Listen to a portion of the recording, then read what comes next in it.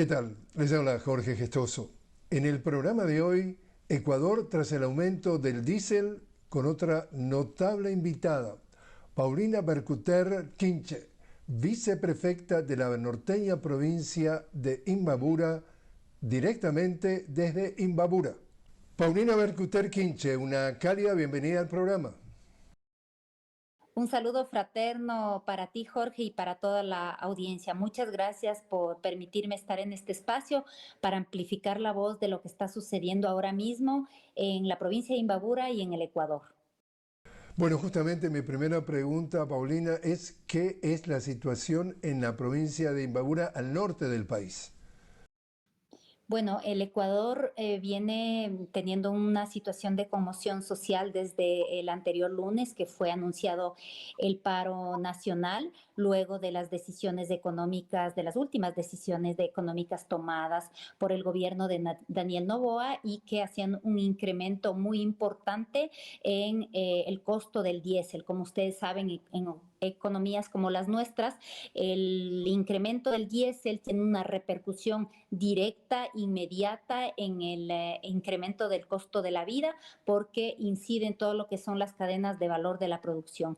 A partir de ello, pues el movimiento indígena y varios actores sociales, declararon ya un paro nacional, pero que ha estado teniendo un epicentro en la provincia de Imbabura, una provincia que está al norte del Ecuador, muy cerca de Colombia y que tiene una configuración étnica, digamos, con una importante presencia del pueblo quichua en sus 5 pueblos, también de la nacionalidad quichua, pueblo Otavalo, Imantá, Caranqui, Cayambe y Natabuela, ¿no? Y también presencia diversa. Entonces, Otavalo se ha constituido pues en el epicentro de lo que ha sido el paro nacional y a partir de ahí pues hemos estado viviendo una situación de grave conmoción, sobre todo situada en los territorios con fuerte población indígena, con fuerte población quichua, donde el gobierno nacional ha desplegado toda una estrategia de digamos, de represión muy, muy fuerte, haciendo uso de la fuerza pública. Ayer, tengo que decir, con mi corazón realmente roto, que ayer lloramos a nuestro primer muerto y también existen militares ahora mismo retenidos también en este sentido porque no ha habido el procesamiento adecuado para tratar esta convulsión y para tratar este conflicto social. Así que la situación en Imbabura es muy preocupante. Ayer, para amanecer anteanoche, pues igual en varios puntos de la Panamericana, que es como el eje vial que nos conecta con las demás provincias del país, con la capital, con Quito, hubo varias represiones muy fuertes y el día de ayer vino también un convoy importante, supuestamente humanitario, pues habría que, eso es un poco la versión oficial, pero se desató todo un clima de terror y de guerra psicológica porque luego de la muerte y del caído que tuvimos en una comunidad que responde pues a una importante organización de uno de los cantones más con mayor presencia organizativa, pues ayer se quitó la luz en algunas comunidades, se retiró la señal también de celular en 3 cantones, lo que generó un clima de incomunicación y sobre todo una presión psicológica muy, muy fuerte en las comunidades indígenas. Tuvimos videos de niños, de niñas llorando, pidiendo auxilio solos, temiendo por sus padres, por sus madres que están en la movilización. Ha sido días muy, muy duros. Desde el Cantón Otavalo existen ya un reporte de más de 100 heridos. Hemos hecho las preguntas pertinentes a la institucionalidad del Estado, como es el Ministerio de Salud, pero no se nos ha dado pues una cifra oficial y esto nos preocupa mucho. Vuelvo a decir, es una situación de conmoción, pero lo que más me indigna y lo que más me preocupa es que efectivamente no ha habido un debido procesamiento del conflicto, ¿no? Porque creo que en democracia y en un país como el nuestro, donde el derecho a la protesta y a la resistencia está garantizado por la Constitución, pues efectivamente lo que ha hecho el gobierno nacional es desconocer la legitimidad de estas protestas y más bien utilizar solamente la represión y la fuerza militar sin ningún diálogo previo, sin absolutamente nada, imponiéndose por la fuerza. Y eso da cuenta un poco de la tónica, ¿no? Y de la identidad que tiene este gobierno y la orientación política con un discurso bélico, guerrerista, que cada vez ha ido como colocando y alimentando la polarización, ¿no? Entre las distintas posiciones políticas. Todo el que disiente, pues, es antipatria, todo el que disiente está en contra de la seguridad nacional. Evidentemente un tema de gran importancia nacional, visto que vamos a cerrar este año como uno de los países más violentos del mundo, ¿no? Porque ha habido una escalada de asesinatos y de violencia que no ha podido ser procesada tampoco por este gobierno que ya va en su segundo periodo, ¿no? Entonces, el deterioro igual de las condiciones de vida y sobre todo una de las cosas que escuchamos a las dirigencias, ¿no? Porque hay que hacer una diferencia muy grande, ¿no? Nosotros, autoridades electas, estamos en la institucionalidad pública, pero existe toda una cadena de mando y existe toda una estructura también jerárquica organizativa que va en distintos niveles, ¿no? Y que desde ahí se está haciendo pues toda lo que es la movilización. Decía algo muy importante. Esto se da en respuesta a varios temas como los de seguridad, como deterioro de las condiciones de vida, etcétera, pero fundamentalmente porque el gobierno nacional a través del presidente no ha sostenido su palabra. En campaña fue público su ofrecimiento al Ecuador, a los ciudadanos y ciudadanas, de que no tocaría el precio de los combustibles en varios espacios, ¿no? Entonces, eso es visto como una afrenta, porque efectivamente en política una tiene que sostener la palabra como uno de los principales criterios de respeto y de coherencia hacia los mandantes. Paulina, ¿y cuánto los medios más de mayor audiencia, estamos hablando de Teleamazona, estamos hablando de Coavisa, estamos hablando de los diarios, cuánto reportan de este malestar y cuánto reportan de la represión? Es decir, ¿el ecuatoriano de cualquier parte del país está informado de este panorama que tú nos planteas? Mira, existe un cerco mediático y por eso agradecemos que podamos tener estos espacios para amplificar la realidad de la situación en la provincia de Imbabura.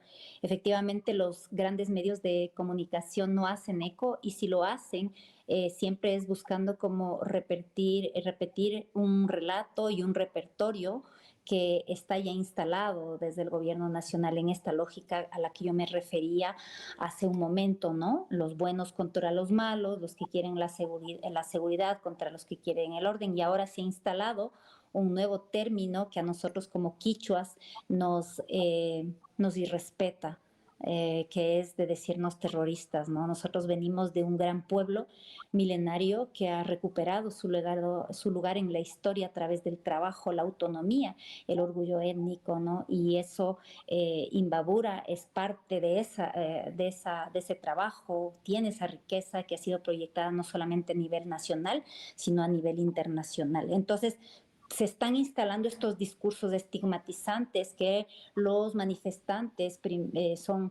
serían terroristas, vagos, no dejan trabajar, instalándose en la conversación digital un enfrentamiento entre el campo y la ciudad, un enfrentamiento entre quichuas y no quichuas, es decir, entre indígenas y no indígenas, y una vez sale a flote lo que está vigente en el Ecuador y en Latinoamérica.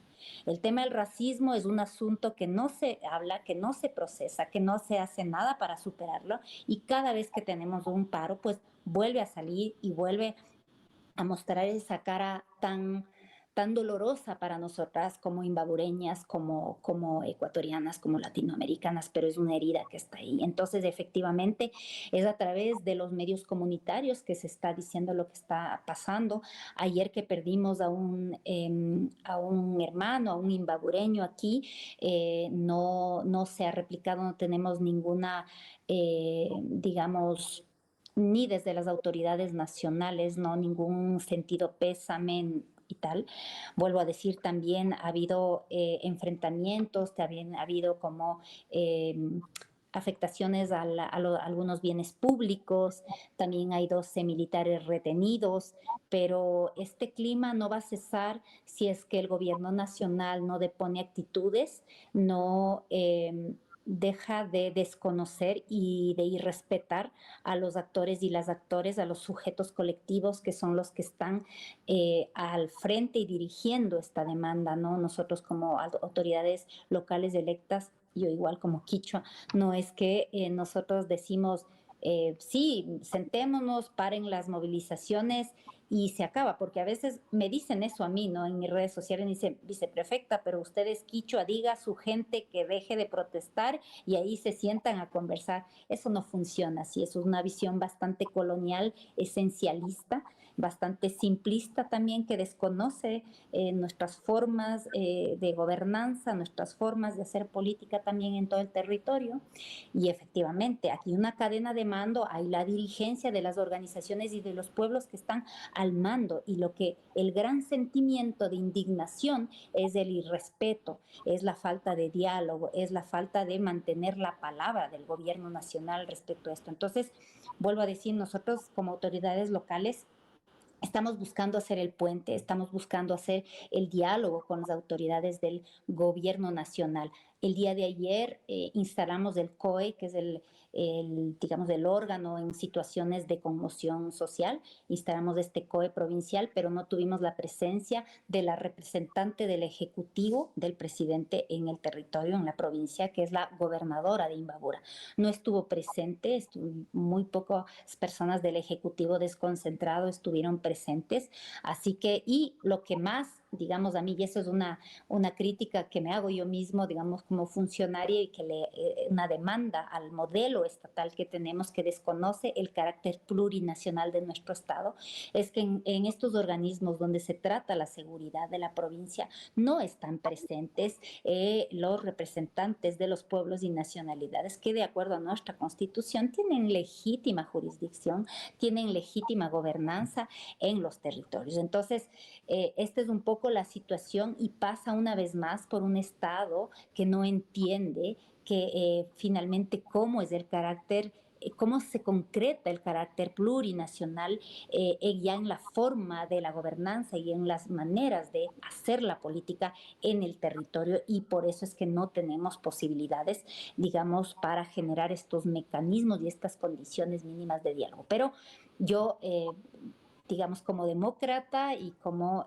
una persona y una política que cree en los valores democráticos, yo siento que si es que se abren, si es que se ponen esta actitud guerrerista y belicista y de arrogancia por parte del gobierno nacional, yo creo que el pueblo está, las organizaciones están listas a conversar, porque ¿quién quiere tener violencia? ¿Quién quiere tener muertos? ¿Quién quiere tener enfrentamientos entre hermanos? ¿Quién quiere que la ciudad de alguna manera, no Otavalo, porque Otavalo tiene una configuración distinta, tiene también población quichua en la parte urbana, pero ¿quién quiere que la capital como Ibarra esté, digamos, ya casi sin, como decía el alcalde de ayer, sitiada, sin alimentación, sin combustible? Nadie quiere eso.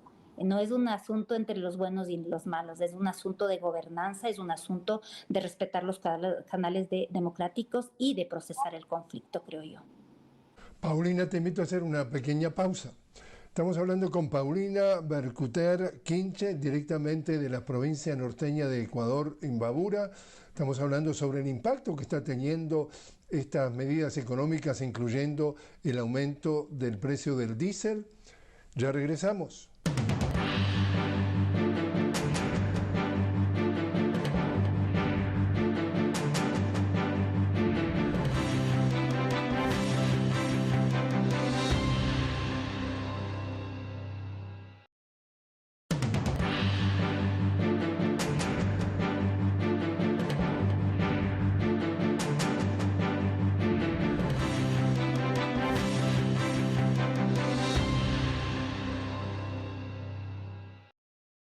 Continuamos hablando con Paulina Bercuter Quinche directamente desde la provincia de Imbabura en el norte de Ecuador. Paulina es la viceprefecta de Imbabura. Estamos hablando sobre el impacto que está teniendo, por ejemplo, el aumento del precio del diésel en esa región y en el Ecuador en general. Paulina, ¿y cómo defines tú esos 10 años en donde gobernó lo que le han postulado como el correísmo, es decir, el presidente Rafael Correa y la Revolución Ciudadana del 2007 al 2017? ¿Era tan efervescente el ambiente, eran tantas las protestas en esa región de Imbabura? Bueno, sabes que yo no puedo ser muy objetiva. Yo milito en la Revolución Ciudadana, soy una autoridad electa y a pesar de que digan cualquier cosa, pues una sigue siendo política y una sigue llevando sus banderas de lucha, ¿no? Los 10 años de la Revolución Ciudadana, donde yo empecé a conocer cómo funciona el Estado, a formarme como funcionaria pública, porque eso tiene que ser la carrera de la función pública. Una tiene que especializarse y conocer cómo funciona la cosa pública, si no, no tendríamos estos errores, por ejemplo, en los temas de gobernanza, ¿no? Efectivamente, tuvimos una época de bastante estabilidad, de crecimiento económico, de mejora de índices, de un sinnúmero de elementos que no los digo yo, sino que han estado probados, que han estado reconocidos a nivel internacional inclusive. Ha sido como una época de bastante estabilidad y sobre todo de fortalecer la institucionalidad pública y de tener un Estado presente, un Estado soberano, un Estado que busque hacer lo que tiene que hacer, su deber ser, que es superar las brechas en torno a la justicia social para alcanzar la justicia para las personas más desfavorecidas y poder generar políticas públicas soberanas, autónomas, que realmente faciliten el acceso a los derechos de la mayoría. Dicho esto, evidentemente también existieron muchas dificultades y desaciertos. Yo misma como quichua he sido bastante crítica respecto, por ejemplo,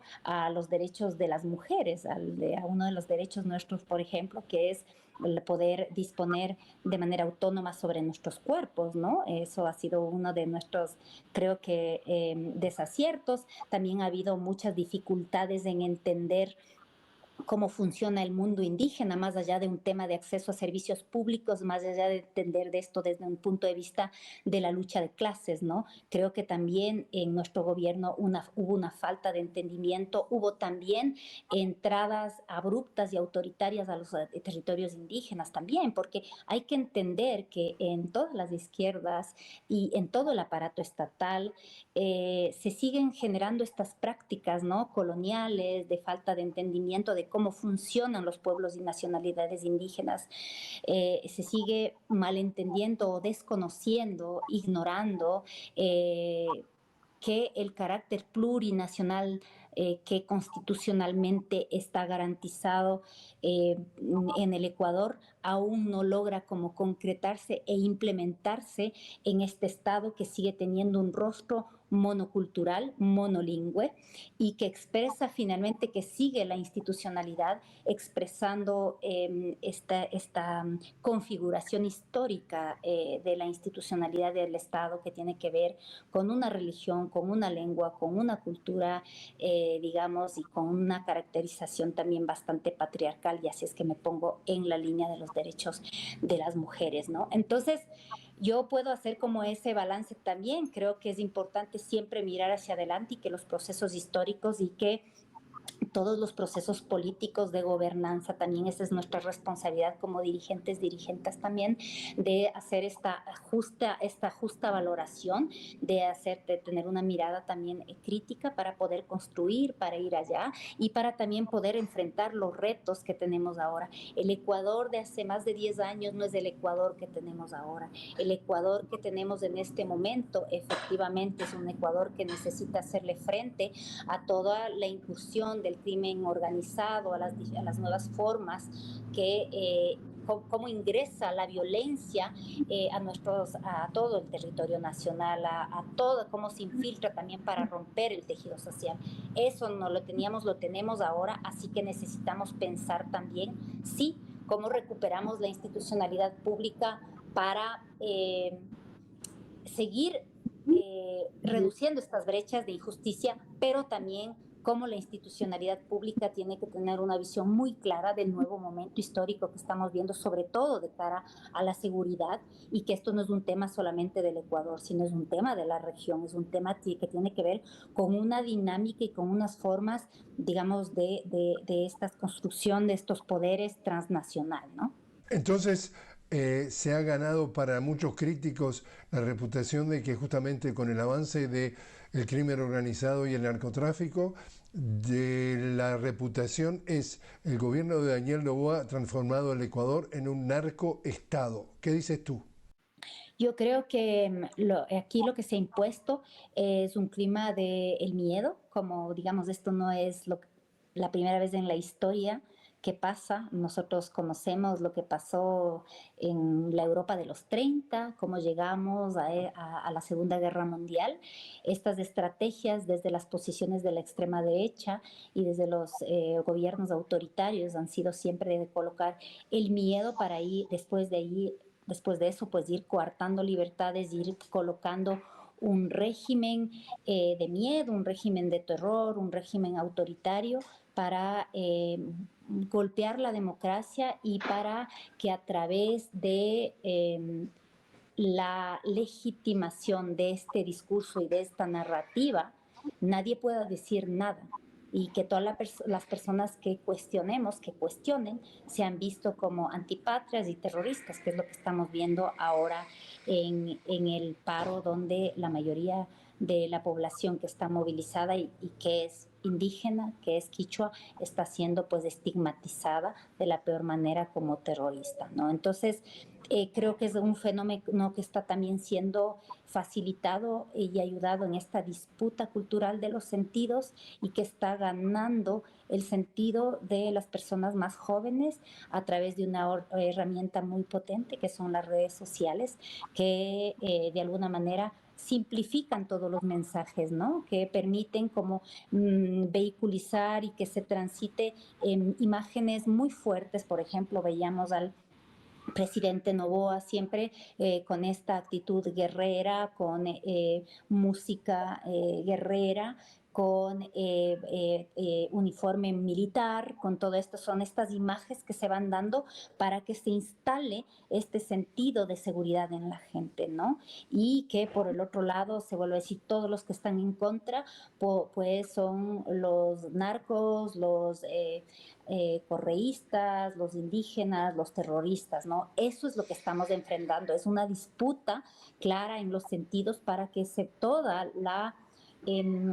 el sentido común colectivo se vaya derechizando, ¿no? Es algo que estamos viendo en el Ecuador, pero que estamos viendo también en la región y quizás en el mundo, ¿no? Y que tiene un patrón ideológico muy claro, que es el debilitamiento de los estados nacionales, de los estados plurinacionales, que lo defendemos, y que busca como ya la entrada y la imposición de estas grandes estructuras paraestatales que tienen mucho poder y que funcionan mucho a través pues, de estos negocios ilícitos del narco y de todas estas economías paralelas que van dañando y destruyendo el tejido social.